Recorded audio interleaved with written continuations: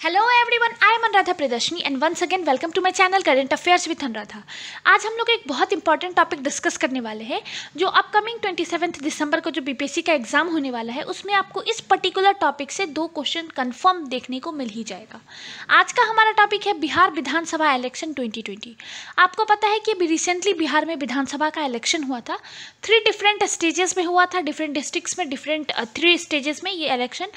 Number of seats जो थे वो भी डिफरेंट थे 3 स्टेजेस में, और यहाँ पे इलेक्शन हुआ था। 10 नवंबर को इसका रिजल्ट आ गया था और 16 नवंबर को हमारे जो सीएम हैं नीतीश कुमार जी, इन्होंने अपनी शपथ ली थी। 14 डिफरेंट मिनिस्टर्स के साथ इन्होंने शपथ ली थी। आज के इस वीडियो में हम लोग डिटेल में डिस्कस करेंगे। मैं वो सारे पॉइंट आपके साथ डिस्कस करूंगी जिस पॉइंट पे एग्जाम में क्वेश्चन पूछे जाएगा। आज है 16 दिसंबर। आज बीपीएससी की तरफ से एडमिट कार्ड भी रिलीज कर दिया जाएगा। आप अपना एडमिट कार्ड डाउनलोड कर लीजिए और उसी हिसाब से अपने एग्जाम की जो शेड्यूल है वो फिक्स कर लीजिए। अगर किसी डिफरेंट डिस्ट्रिक्ट में अगर आपका एग्जाम होता है तो आप उस हिसाब से अपनी प्लानिंग वगैरह सेट कर लीजिए। लास्ट मोमेंट के लिए पैनिक मत कीजिएगा। एग्जाम में ये पॉइंट बहुत इंपॉर्टेंट होता है। बहुत सारे बच्चे ऐसे होते हैं जो इन 10 दिनों में अपना गेम चेंज कर देंगे। आप भी गेम चेंजर बनिए। ये 10 दिन बहुत ज़्यादा रिवाइज कीजिए, कोई नई चीज़ पढ़िए मत। मैं आपको पूरी कोशिश कर रही हूँ कि वही पर्टिकुलर टॉपिक जिससे आपको क्वेश्चंस पूछे जाएंगे उसको मैं आपको एक डिफरेंट वे में आपको रिवाइज करा सकूँ। ये पढ़ने का समय नहीं है, ये सिर्फ और सिर्फ रिवीजन का समय है। आप जितना ज़्यादा रिवीजन कर सकते हैं ज़रूर कीजिए। कोई नई चीज़ें मैं नहीं बोलूँगी, आप पढ़िए। आपने जितना पढ़ा है बहुत सफिशिएंट है। चलिए, जो लोग मेरे चैनल पे नए हैं प्लीज़ लाइक शेयर और सब्सक्राइब ज़रूर कीजिए। बेल बटन को प्रेस करके रखिए ताकि मेरे जितने भी अपकमिंग वीडियोस हो उसका नोटिफिकेशन आपके पास सबसे पहले आए। Let's start the video. चलिए, सबसे पहले हम लोग देखते हैं कि बिहार में जो विधानसभा का इलेक्शन हुआ था वो कितने नंबर ऑफ सीट्स पे हुआ था। तो यहाँ पे जो था 243 सीट्स पे बिहार में विधानसभा का इलेक्शन हुआ था। 3 डिफरेंट स्टेजेस कह लें या 3 डिफरेंट फेजेस कह लें, उसमें ये इलेक्शन हुआ था। पहला चरण 28 नवंबर को, दूसरा चरण 3 नवंबर को और तीसरा चरण जो था वो 7 नवंबर को यहाँ पे वोटिंग हुई थी। इसका रिजल्ट 10 नवंबर को आ गया था और 16 नवंबर को सीएम पद की शपथ उन्होंने 14 डिफरेंट मिनिस्टर्स के साथ ली थी। बिहार में जो था वो एनडीए रूलिंग में रहा था, एनडीए ने लीड किया था, इसलिए उनके जो लीडर थे नीतीश कुमार जी, उन्होंने शपथ ली थी। नीतीश कुमार बिहार के 22वें सीएम हैं। देखिए, हालांकि बिहार में विधानसभा इलेक्शन में गवर्नमेंट बनाने के लिए आपको 122 सीट की ज़रूरत पड़ती है। 122 सीट पे आपको मेजॉरिटी मिल जाता है और एनडीए ने यहाँ पे 125 सीट्स वन किए थे। चलिए, इसके बाद में आपको ये 243 सीट्स का कैसे कैसे कौन कौन सी पार्टी ने जीती थी ये भी मैं आपको बता देती हूँ। एनडीए ने 125 सीट जीता था। महागठबंधन अगर आप देखेंगे तो उन्होंने 110 सीट जीता था। अदर्स अगर आप देखेंगे तो 8 सीट इन्होंने जीता था। आगे मैं आपके साथ डिटेल में डिस्कस करूंगी कि अगर महागठबंधन में कौन कौन सी पार्टी ने कितने सीट्स जीते थे और अगर आप एनडीए में देखेंगे तो कौन कौन सी पार्टी ने कितने सीट्स जीते थे। बहुत इंपॉर्टेंट है ये क्वेश्चन, क्योंकि बीपीएससी का फेवरेट होता है नंबर, डेट्स, इस तरीके के क्वेश्चन पूछना उनका फेवरेट होता है। तो आप ज़रूर याद रखिएगा। 10 को इसका रिजल्ट आया था और 16 को इन्होंने जो सीएम पद की शपथ ली थी।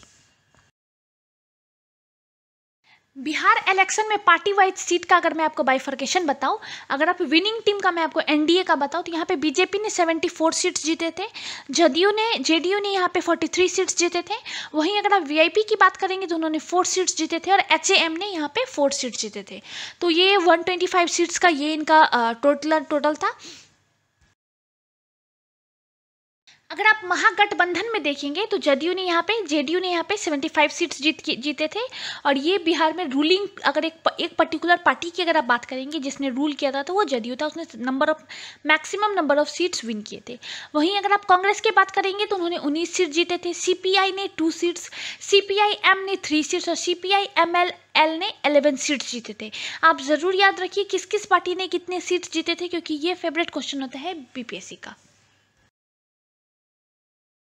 चलिए, अब हम लोग डिटेल में देख लेते हैं कि जो 17वीं बिहार विधानसभा का जो गठन हुआ है उसमें उसके मंत्रिमंडल में कौन कौन से लोग शामिल हैं, कहाँ कहाँ से उन्होंने इलेक्शन लड़ा और कौन कौन सा विभाग उन लोगों को दिया गया।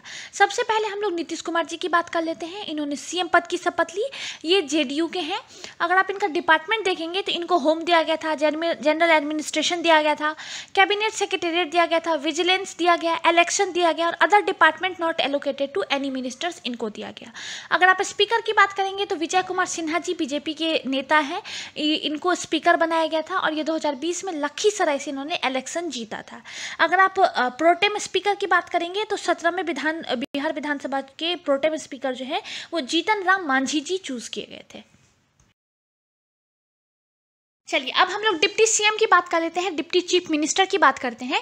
तो डिप्टी चीफ मिनिस्टर जो है वो 2 चूज किए गए थे। पहला नाम है तारकिशोर प्रसाद का, ये कटिहार से इन्होंने इलेक्शन लड़ा था और वहीं से ये जीते भी थे।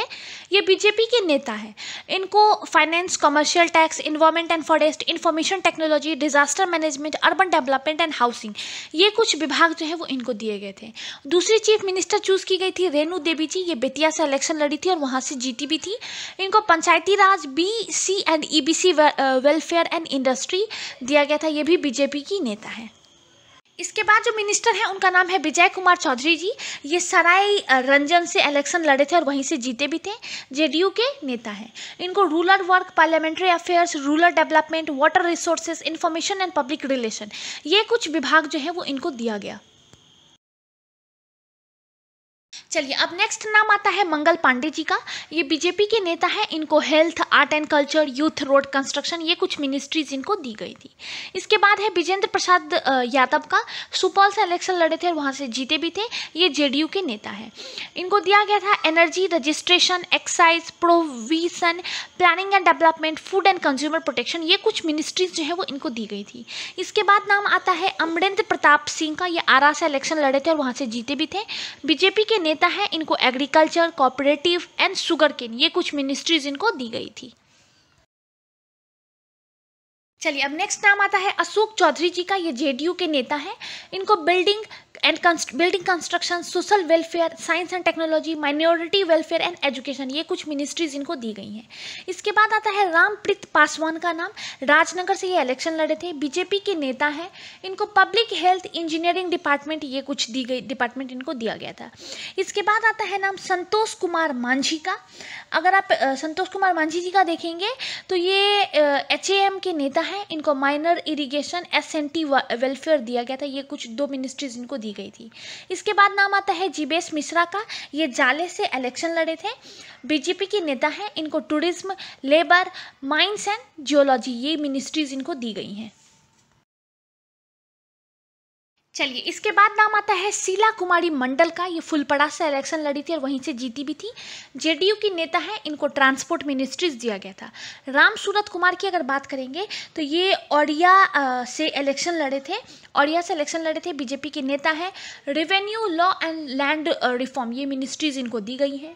इसके बाद लास्ट में नाम आता है मुकेश सहनी जी का, VIP जो उनका जो एक कोटा था VIP, उसके थ्रू उस पार्टी के थ्रू इन्होंने इलेक्शन लड़ा था और इनको एनिमल हस्बेंड्री एंड फिशरीज, ये 2 डिपार्टमेंट्स इनको दी गई थी। चलिए अभी तो हम लोगों ने जो मिनिस्ट्रीज किन किन को दी गई, कौन कौन सा डिपार्टमेंट दिया गया, ये हमने डिस्कस किया है। अब मैं आपको इससे कुछ एक्सेप्शनल चीज़ें भी बता देती हूँ जो बहुत इंपॉर्टेंट है एग्जाम पॉइंट ऑफ व्यू से। जब हम बिहार डिस्कस कर रहे हैं तो हम लोग बिहार डे देखते हैं कब सेलिब्रेट किया जाता है, तो ये 22 मार्च को सेलिब्रेट किया जाता है और हर एक साल 22 मार्च 1912 से हर एक साल 1912 से हर एक साल सेलिब्रेट किया जाता है। बिहार जो नाम है वो बौद्ध मठ के नाम पे रखा गया था। यहाँ पे टोटल डिस्ट्रिक्ट्स अगर आप देखेंगे तो 38 डिस्ट्रिक्ट्स हैं। यहाँ के फर्स्ट CM बने थे कृष्णा सिंह, बहुत इंपॉर्टेंट है। और बिहार के 2 गवर्नर ऐसे हैं जो इंडिया के प्रेसिडेंट भी रह चुके हैं। पहला नाम है जाकिर हुसैन जी का और दूसरा अभी हमारे जो रिसेंट प्रेसिडेंट हैं रामनाथ कोविंद जी, ये भी बिहार के गवर्नर रह चुके हैं और इंडिया के भी प्रेसिडेंट हैं। अगर आप आफ्टर इंडिपेंडेंस देखेंगे, फर्स्ट गवर्नर देखेंगे बिहार का आफ्टर इंडिपेंडेंस, तो ये नाम आता है जयराम दास दौलत राम, बहुत इंपॉर्टेंट है, बहुत बार ये नाम पूछा गया है। चलिए अब हम लोग बिहार इलेक्शन से 2-3 चीज़ें और देख लेते हैं। आपने देखा होगा कि पीपल्स पार्टी जो थी वो बहुत ज़्यादा न्यूज़ में थी। पुष्पम प्रिया जी के नाम से पीपल्स पार्टी है, पुष्पम प्रिया इसकी लीडर है और ये बिस्पी और बांकीपुर, ये 2 सीट से इन्होंने चुनाव लड़े थे और ये दोनों ही सीट से ये लोग हार गए थे। अगर आप VIP जो एक पार्टी है जिसके प्रमुख मुकेश सहनी जी की अगर आप बात करेंगे तो ये सिमरी और बख्तियारपुर से चुनाव हारे थे, फिर भी इनको मिनिस्ट्रीज दी गई है, एनिमल हस्बेंड्री एंड फिशरीज, ये मिनिस्ट्रीज इनको दी गई है। इसके बाद मैं आपको कुछ और चीज़ें भी बिहार इलेक्शन से रिलेटेड बता देती हूँ। देखिए, बिहार इलेक्शन में इलेक्शन कमीशन की तरफ से ये कहा गया था कि लगभग 7 करोड़ 18 लाख मतदाताओं ने अपना मत इसमें, अपना जो वोट है वो इसमें दिया था। ठीक है, टोटल वोटिंग जो थी वो 57.05% मतदान हुआ था, जिसमें अगर आप मेल का जो वोटिंग परसेंटेज देखेंगे तो वो ज़्यादा था, 54.68% था। ठीक है, अगर आप बिहार में जो भी इलेक्शन हुआ था उसके इलेक्शन अधिकारी, मुख्य इलेक्शन अधिकारी की अगर आप बात करेंगे तो वो थे HR श्रीनिवास। बहुत इंपॉर्टेंट है ये questions BPSC point of view से। चलिए, इसी के साथ बिहार विधानसभा के जितने भी इंपॉर्टेंट टॉपिक्स थे वो मैंने आपके साथ डिस्कस कर लिया। इसके बियॉन्ड आपको बिहार विधानसभा से क्वेश्चन नहीं आएगा, ये मैं आपको गारंटी देती हूँ। आप इसको ज़रूर रिवाइज कर लीजिएगा, बहुत इंपॉर्टेंट है बिहार इलेक्शन। आपसे इससे 1 से 2 मार्क्स आपको बीपीएससी में देखने को मिल जाएगा। ठीक है, ऐसे ही कुछ और टॉपिक्स जो बिहारी के पॉइंट ऑफ व्यू से बीपीएससी के पॉइंट ऑफ व्यू से बहुत इंपॉर्टेंट है, वो मैं आप लोगों के लिए एज सुन एज पॉसिबल ला रही हूँ।